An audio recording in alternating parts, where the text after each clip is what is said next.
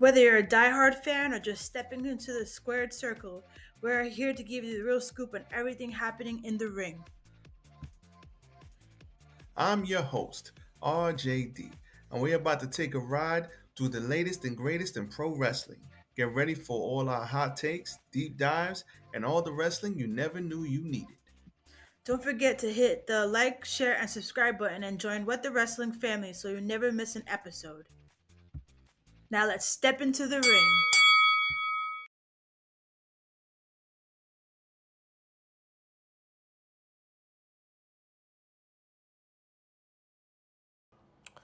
You're listening to the What the Wrestling podcast, the show that brings you all things wrestling with your host, RJD.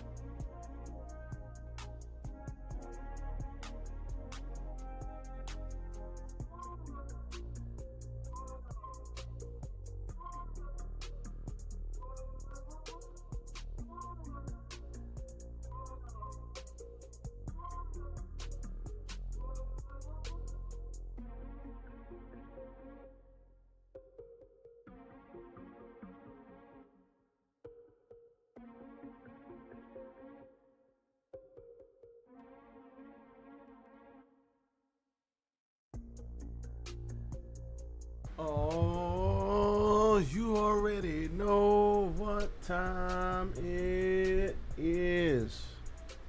Tiger uppercut. WWE smacketh of the down, as well as AEW. Now listen, we're gonna roll through these real quick today, but at the end of the day, we are not going to waste any more time. Let's get into this conversation. Let's go.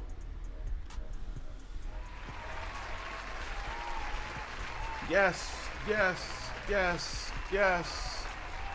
Tis I, RJD here. Welcome to What the Wrestling, the show that brings you all things wrestling. Once again, I am your host, and we are here to talk about wrestling. That is the reason we are all here. But before that, hit the like button. Like, comment, share, and subscribe to the channel. As always, we are pivoting, and we're making some moves to the channel. So just understand that things are going to be changing. I'm probably not going to be using this platform anymore. I know you're probably like, hold up. You stupid. Why you move from this platform to that platform to this platform? Listen, I am trying to get the most bang for my buck. I'm trying to make sure I add the most value, and the only way I can do that is I gotta test out some shit. So we are probably moving from this platform this week. This will probably be my last week on this platform, and then I'll have to move to something else. So the intro, outro will look different. But that's okay. The only things, what's thing say? The only thing that you know for sure is nothing's for sure. So things will be changing. Even though I like this platform, I definitely will be moving it, and it will switch up. Other than that, hit the like button. Follow me, RJD, at What the Wrestling on Facebook, YouTube, and TikTok. Also, follow me on the Twitter, RJ699. And as always, Opus Clip. If you need help clipping up your videos, please go to Opus Clip. Link is in the description, pinned at the bottom of the description. I was about to say bottom of the chat. No, it's at the bottom of the description. You stupid. So it's in there if you want to use AI to help you clip up your long form videos and make them into short form videos. Opus Clip is right for you. So go hit the Opus Clip link, Sign up, they give you a bunch of free credits off rip. Try it out. If you like it, great. If you don't like it, you should like it because it's awesome. So go ahead, Opus Clip. Now, moving on up. Let's start off with this SummerSlam shaping up. So SummerSlam is shaping up to actually be looking like a pretty good 2 nights of wrestling. Now listen, I know they say SummerSlam is the WrestleMania of the summer, and it's actually shaping up to be that.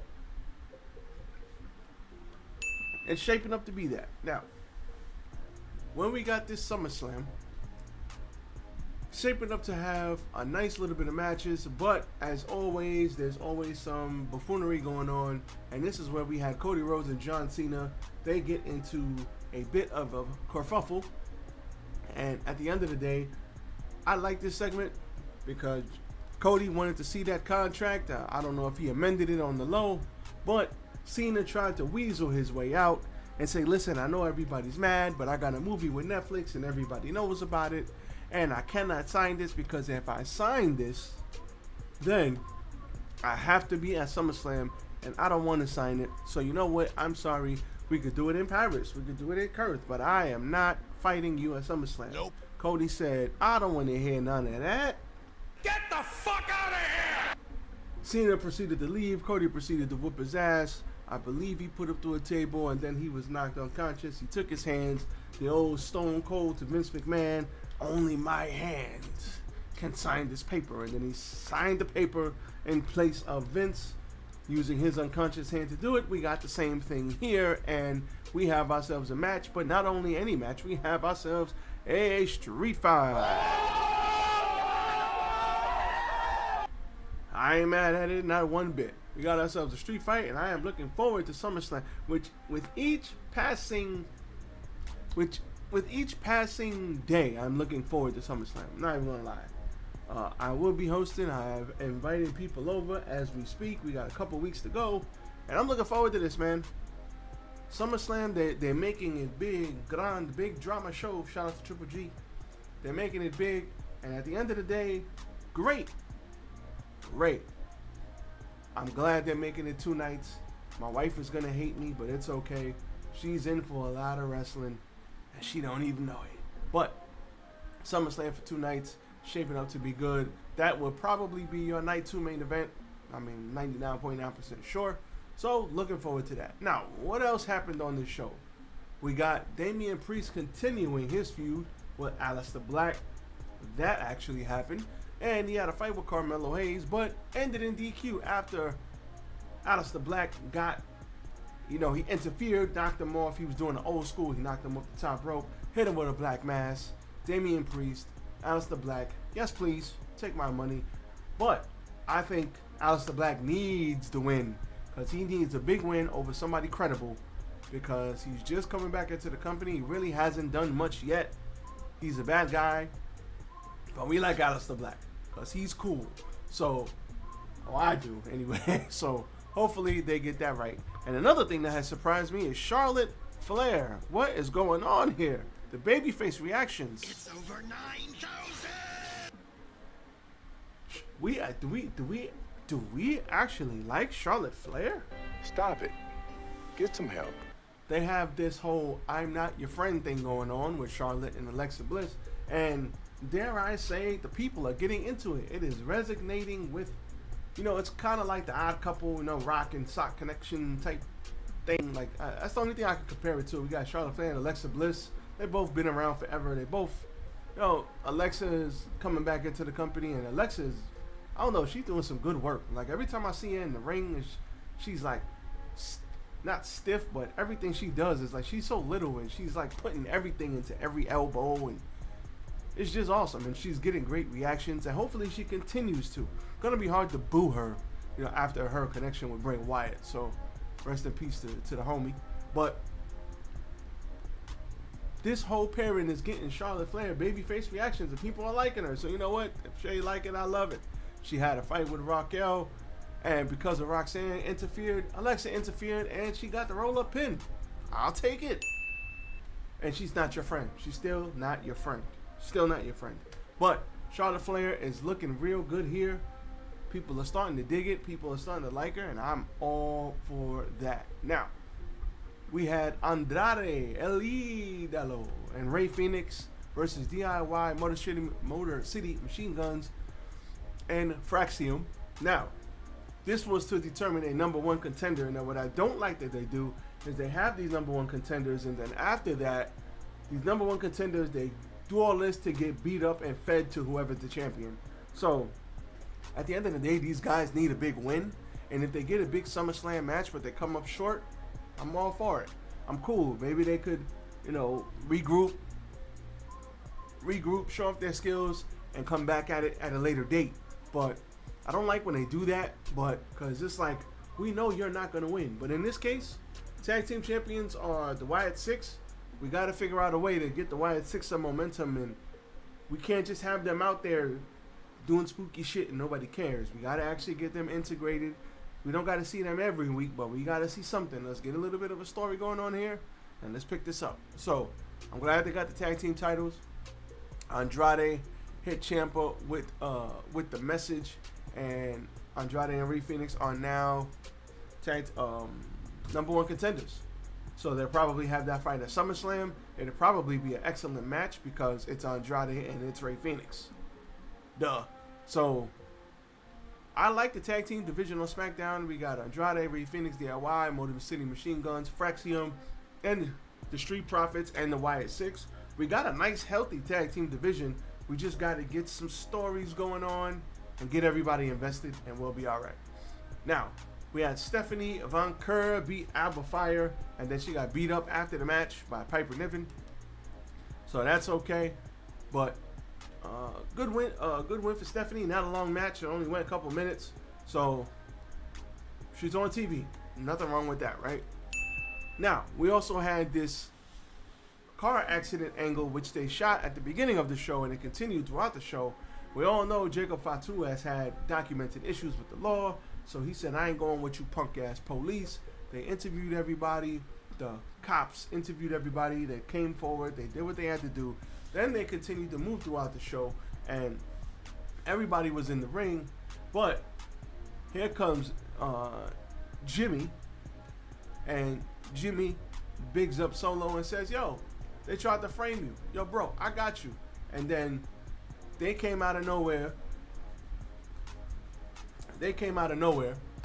And Solo, while they were fighting in the ring, afterwards, the police came out, and Solo was like, yo, right there. They right there. Go get them right there. Right there.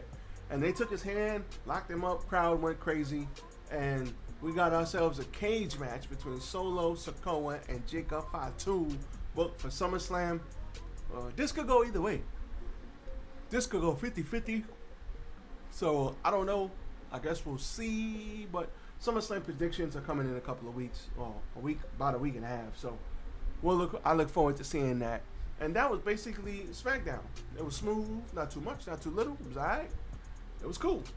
All right. Moving on up. Let's go to AEW. And hit the like button, by the way. Give me a hell yeah. I said give me a hell yeah. Let's hit the like button. All right, let's hit the like button, like, comment, share, and subscribe to the channel. As we move to AEW, we're going to roll through this quick. We had Hangman Page coming out to thank the fans, which was cool. I don't know if we got the Death Riders. The Death Riders are still on the show, and we got Hangman out there thanking the fans, and Hangman was also at the end of the show. But the only problem I had with this is, if we're gonna have Hangman on the show, excuse me, gotta drink some water. Sorry about that.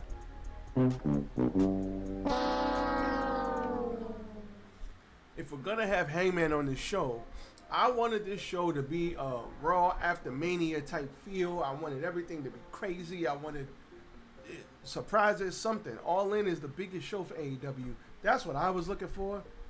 And I kind of didn't get that. Excuse me. I kind of didn't get that. And I was kind of disappointed. Jesus Christ. I was kind of disappointed because it wasn't a bad show. It just didn't have everything that I thought it was going to have. So Hangman thanked Orange Cassidy, Jay White, Cuts. I always mess this brother's name up. Katsuyori Shibata, Samoa Joe, Bryan Danielson, Darby Allin, and Will Ospreay for their sacrifice, especially Will Ospreay because he got his neck cut open. And the last person Hangman thanked was Swerve Strickland. Crowd chanted, "You deserve it," but he said, "We deserve it." So that was great. Nothing wrong there. We had Kyle Fletcher versus Dorada. Very good match. Kyle Fletcher, there is no doubt in my mind. Kyle Fletcher will be a TNT champion soon. They just wanted to give Dustin Rhodes a nice little, swan song in his hometown, which is okay. But after this win, Fletcher won Rhodes. He's coming to take everything away from the Natural. And at the end of the day, he probably was going to end up beating Adam Cole anyway. It's his time. But Kyle Fletcher he going to get some gold, and he deserves it, man. That brother right there, him can work. So, yeah, good stuff here by Kyle Fletcher and Dorada. I ain't mad at it. So, we had this whole thing going on where Matt and Nick Jackson, they arrived in an Uber. Their AVP status was stripped. They had to get dressed with everybody else. Even Ricochet was like, "Man, you guys suck. I wouldn't want to be y'all." I kept it walking. So I love to see this because you can't have them lose the EVP match and then still treat them like EVPs. No, they got to get their asses handed to them. And that is what we got here. And I loved every minute of it. I loved it. Every minute of it. And they also had a match with Hickey Cero, Alexander, and the Young Bucks versus Bandito, Brody King, Jet Speed, and that was all she wrote. So, Young Bucks, the Young Bucks and all of them boys won. So that was good. And Don Callis came up to them and said, "Listen, man, I know we had our differences, but maybe we can make something happen in the future." So I was looking forward to that. So, after the Jacksons were ambushed by Renee Paquette, they got mocked by Ricochet, and Callis offered to help them get back to their rightful place on top of everything. So Justin Roberts gave them Matt and Nick Jack flat introduction. They didn't get the normal Matthew and Nicholas. They didn't get all of that. They got regular ass introductions. And the beautiful thing about this match is they were going for the EVP trigger, and then they went EVP, and then the crowd said EVP, but then the crowd realized, oh, they're not EVPs.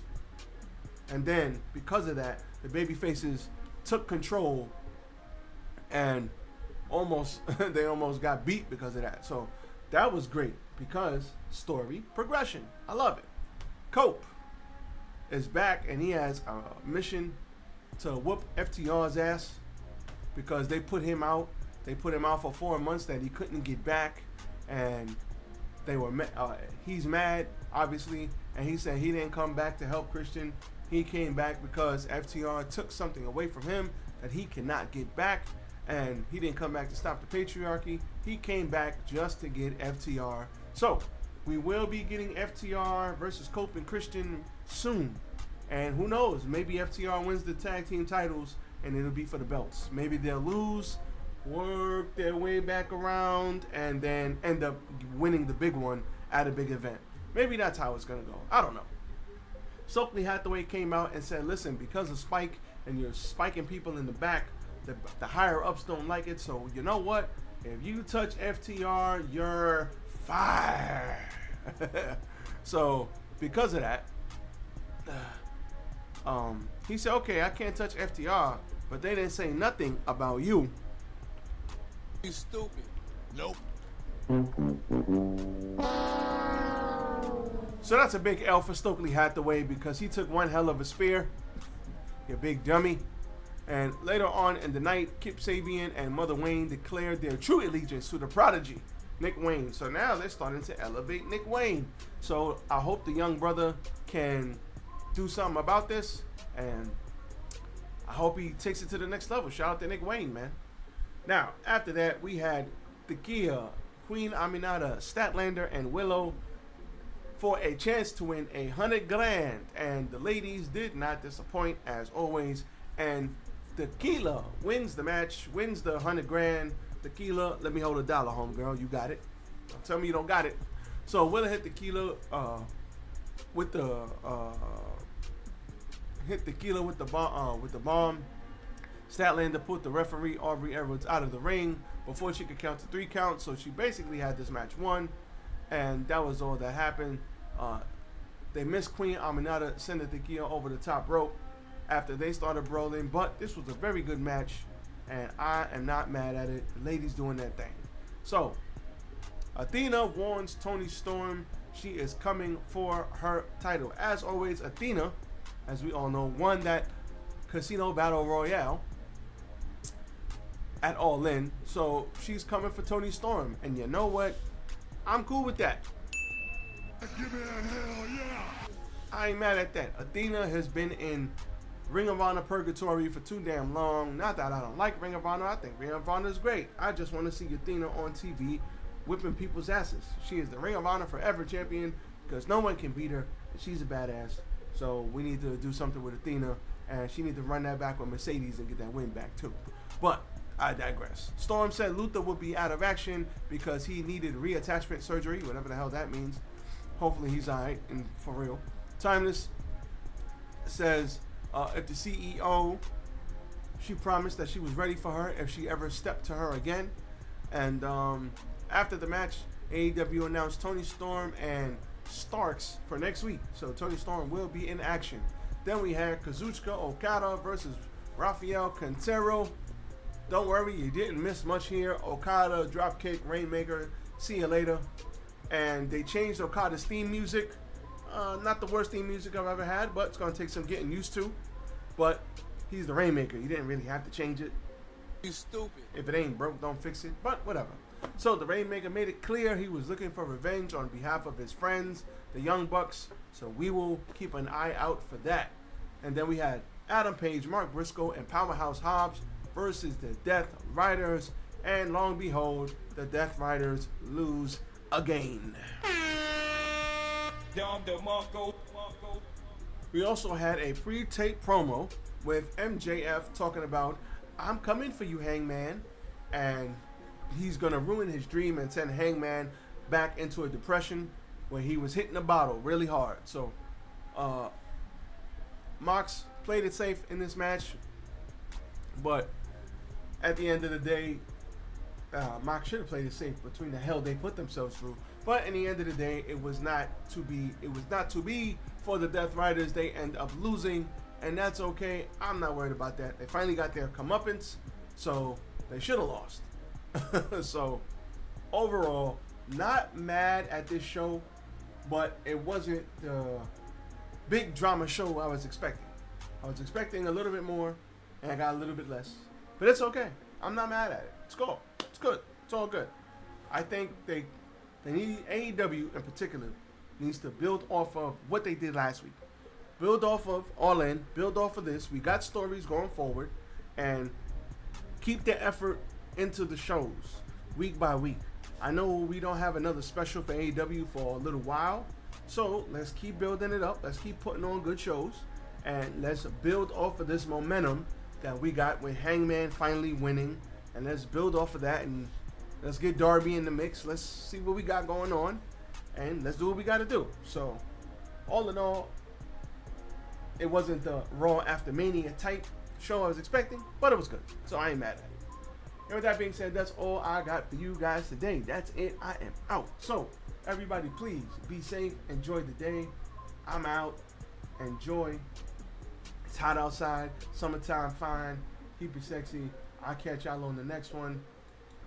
Peace.